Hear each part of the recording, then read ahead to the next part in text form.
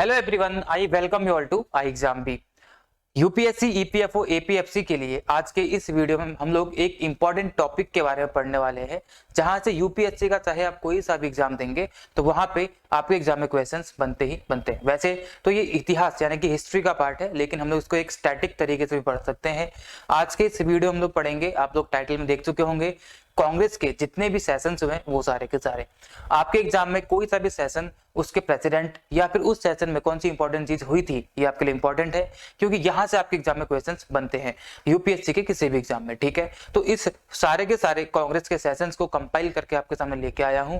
आपके लिए इजी हो जाएगा, कहीं आपको भटकना नहीं पड़ेगा इधर उधर, एक ही जगह पे आपको सारे के सारे सेशंस मिल जाएंगे, उसके इंपॉर्टेंट पॉइंट्स, उसके प्रेसिडेंट और ये वेन्यू कहां पे था, सारा का सारा मिल जाएगा। ठीक है, तो बिना टाइम गवाए अपने इस सेशन को शुरू करते हैं।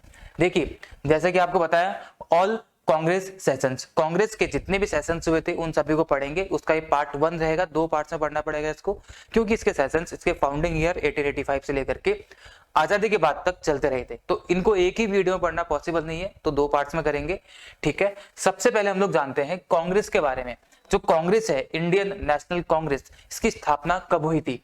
इंडियन नेशनल कांग्रेस की स्थापना आप सभी को पता होना चाहिए 1885 में हुई थी। अब 1885 में हुई थी तो इसकी स्थापना करी किसने थी? इसके फाउंडर कौन थे? इसके फाउंडर थे A.O. ह्यूम यानी कि एलन ऑक्टेवियन ह्यूम, और इनके साथ साथ कौन थे? दिनसो एडोलजी वाचा और उसके साथ साथ दादा भाई नारोजी। ये 3 लोग इसके फाउंडिंग मेंबर्स थे, लेकिन मेनली किसका नाम लिया जाता है? A.O. ह्यूम यानी कि एलन ऑक्टेवियन ह्यूम का नाम इसमें लिया जाता है। इसके साथ साथ एक क्वेश्चन बनता है कि इसके पहले प्रेसिडेंट कौन थे? तो first president of Indian National Congress was mister Vyomesh Chandra Banerjee. आप हिंदी में बोलेंगे तो व्योमेश चंद्र बैनर्जी बोलते हैं, बंगाली भाषा में व्योमेश चंद्र बनर्जी, आप इस तरीके से इनको बोलेंगे। ठीक है, तो first session of the Indian National Congress was held in the Bombay. जो इंडियन नेशनल कांग्रेस है, इसका पहला सेशन बॉम्बे में हुआ था, जिसको आज हम लोग मुंबई बोलते हैं, लेकिन पहले इसको बॉम्बे बोला जाता था। वहां पे हुआ था। क्योंकि इसका पहला सेशन तो आपके लिए इंपॉर्टेंट होता है, तो आपको इसकी डेट भी पता रहनी चाहिए। बाकी सारे के सारे सेशंस की डेट आपको पता रहना जरूरी नहीं है, क्योंकि वो डेट आपसे नहीं पूछते हैं, लेकिन पहले सेशन की डेट आपसे पूछ लेते हैं। तो 28 से 30 दिसंबर 1885 को बॉम्बे में ये सेशन हुआ था, और इस पहले सेशन की अध्यक्षता जिसने करी थी उनका नाम क्या था? व्योमेश चंद्र बैनर्जी। ठीक है, इसके पहले प्रेसिडेंट बॉम्बे में हुआ था। इसका पहला सेशन 28 से 30 दिसंबर 1885 में हुआ था। ठीक है, इसके बाद यहाँ पे डिसाइड किया गया कि आईएनसी यानी कि इंडियन नेशनल कांग्रेस के सेशंस हर साल होंगे, यानी कि हर 1 साल बाद इसका एक सेशन कराया जाएगा। ये बात यहाँ पे चली थी। तो ये आपके लिए एक छोटा सा इंट्रोडक्शन था कांग्रेस के बारे में, जहां से आपके एग्जाम में क्वेश्चन स्टेटमेंट की फॉर्म में बन सकते हैं।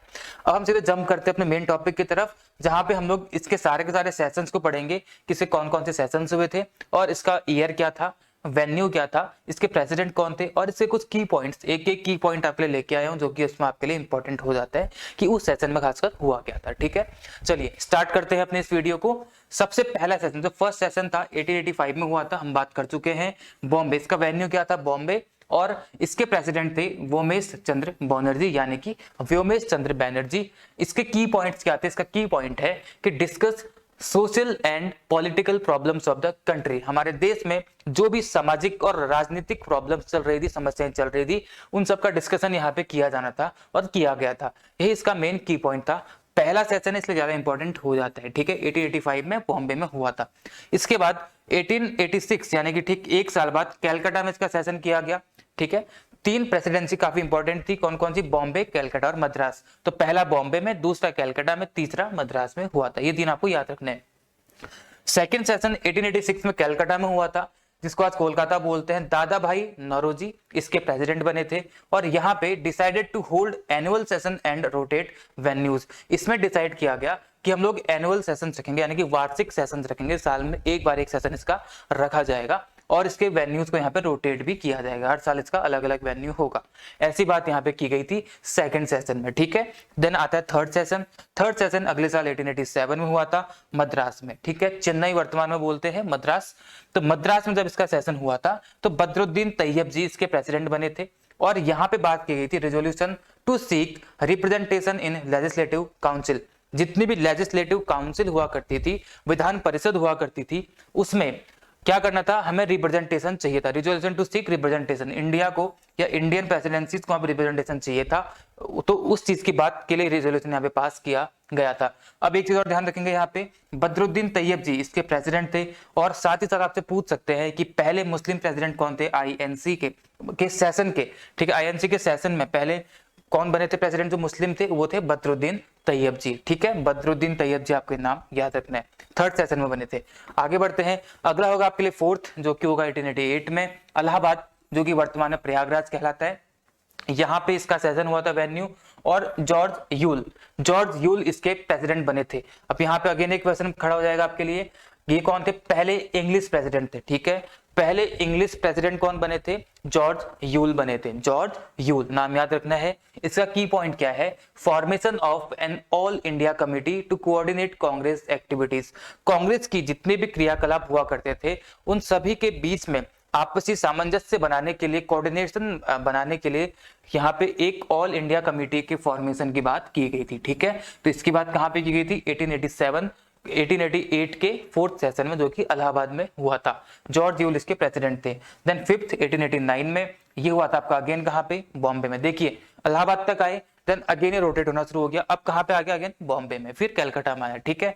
तो ये बॉम्बे में हुआ। बॉम्बे में जब ये हुआ तो सर विलियम वेडरबर्न, ठीक है, ये आपके लिए उतना इंपॉर्टेंट नहीं है लेकिन आप लोग इसको ध्यान रखेंगे, सर विलियम वेडरबर्न इसके प्रेसिडेंट बने थे। Demands for Indian representation in government services, यहाँ पे डिमांड रखी गई कि हम लोग सरकारी सर्विसेज में, सरकारी सेवाओं में इंडिया के रिप्रेजेंटेशन को भी चाहते हैं।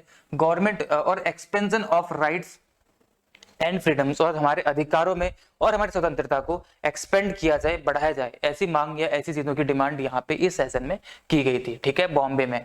देन 1890 में सेशन होता है कहाँ पे, कैलकाटा में, ठीक है। देन कहाँ पे, सेकंड सेशन में बात की गई थी ना कि इसको हर साल वेन्यू क्या करेंगे, मतलब वेन्यू से क्या किया जाएगा, रोटेट किया जाएगा। Then it started rotating from 1889, तो यहाँ पे बॉम्बे में हुआ, 1890 में कैलकाटा में हुआ, ठीक है। फिरोज शाह मेहता जो इनकी कमेटी भी थी, फिरोज शाह मेहता इसके प्रेसिडेंट बने थे।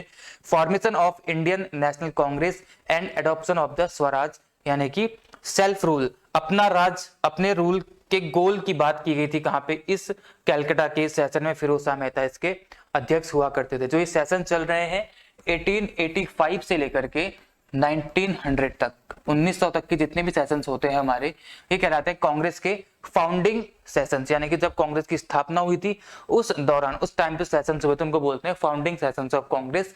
1885 से लेकर 1900 तक, 1900 के बाद 1947 तक के जो सेशंस हैं उनको हम लोग क्या बोलते हैं, प्री इंडिपेंडेंस सेशन, आजादी मिलने से पहले के सेशंस प्री इंडिपेंडेंस सेशन कहलाते हैं, ठीक है। 1890 तक हो चुका है। अब आगे बढ़ेंगे, आगे बढ़ने से पहले आपके लिए एक इंपॉर्टेंट इन्फॉर्मेशन, अनाउंसमेंट, आप कुछ भी समझ सकते हैं। स्टार्ट करते हैं यहाँ से, 29 एंड 30 अप्रैल हमारा ऑल इंडिया मॉक टेस्ट चलने वाला है, ठीक है, यूपीएससी ईपीएफओ के लिए, जिसमें आपको एनरोल करना है, इसमें आपको आना है और इसको इस मॉक टेस्ट को देना है। इसके लिए आपको गूगल फॉर्म भरना पड़ेगा, जो आपको हमारे डिस्क्रिप्शन में नीचे मिल जाएगा उसका लिंक, उसको फिल करेंगे, अपनी क्वेरीज भी आप लोग पूछ सकते हैं, ठीक है। उसको फिल करने के बाद आपके रजिस्टर्ड ईमेल आईडी पे आपको लिंक मिल जाएगा, उसके थ्रू आप लोग इसको 29 और 30 अप्रैल को क्या कर सकते हैं, आप लोग इसको दे सकते हैं। और इसमें खासियत क्या होगी, अगर आप लोग टॉप 5 रैंक्स में आते हैं, जो 5 टॉपर्स रहेंगे उन सभी को यहाँ पे हमारा ये कोर्स फ्री में दिया जाएगा, ठीक है, उनके लिए इनाम रहेगा। और उसके बाद टॉप 6 यानी कि 6th रैंक से नीचे के जो बच्चे रहेंगे, स्टूडेंट्स रहेंगे, उनको यहाँ पे क्या किया जाएगा, उनके जो भी ऑब्टेन मार्क्स होंगे उसके बेसिस पर उनको कुछ ना कुछ परसेंटेज का डिस्काउंट उनको कोर्स की फी में दिया जाएगा, ठीक है। तो आपको ये यहाँ पे अटेम्प्ट करना और ट्राई करना है कि आप लोग टॉप 5 में आ जाओ, ताकि आपको एक बेहतरीन सा कोर्स यहाँ पे प्राप्त हो जाए, ठीक है। ये सारी की सारी चीजें हैं, यहाँ पे आपको करना है 29 और 30 में।